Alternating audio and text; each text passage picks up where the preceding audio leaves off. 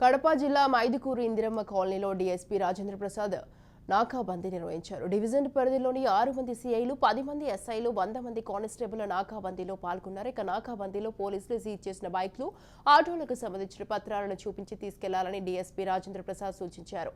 ఈ సందర్భంగా కొత్తగా కాలనీలోకి వచ్చిన వ్యక్తుల వివరాలను తెలుసుకుని ఆశ్రయం కల్పించాలని డీఎస్పీ తెలిపారు.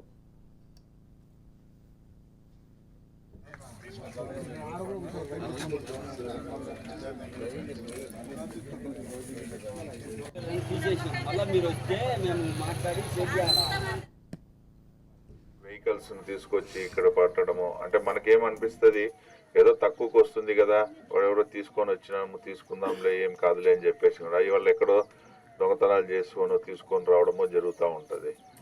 అట్లాగనే ఈ గాంజా ఉంటుంది, వాళ్ళు కూడా బయట నుంచి తీసుకొచ్చి ముఖ్యంగా అంటే ఇప్పుడు ఇంపార్టెంట్ ప్లేసెస్లోను సెంటర్స్లోను వాళ్ళు అమ్మరు, ఏదైతే ఇంకా టౌన్ అవుట్స్కట్స్లు ఉంటాయో అట్లాంటి ప్లేసెస్లో ఉంటాయి. సో వీటన్నిటినీ అరికట్టాలన్నటువంటి ఉద్దేశంతోనే తర్వాత ఎవరైతే కనుక మనకి ఇక్కడ ఉన్నటువంటి వాళ్లకు ఇబ్బంది కలిగిస్తూ కొత్త వాళ్ళు వచ్చి ఇక్కడ ఉంటారు అన్నటువంటి ఉద్దేశంతోనూ ఇంకా కొన్ని కారణాల వల్ల మనము ఇక్కడ ఇందిరానగర్లో ఉన్నటువంటి ఒక ఫీడ్బ్యాక్ వల్ల మనం ఈరోజు నాకాబందీ కండక్ట్ చేయడం అనేది.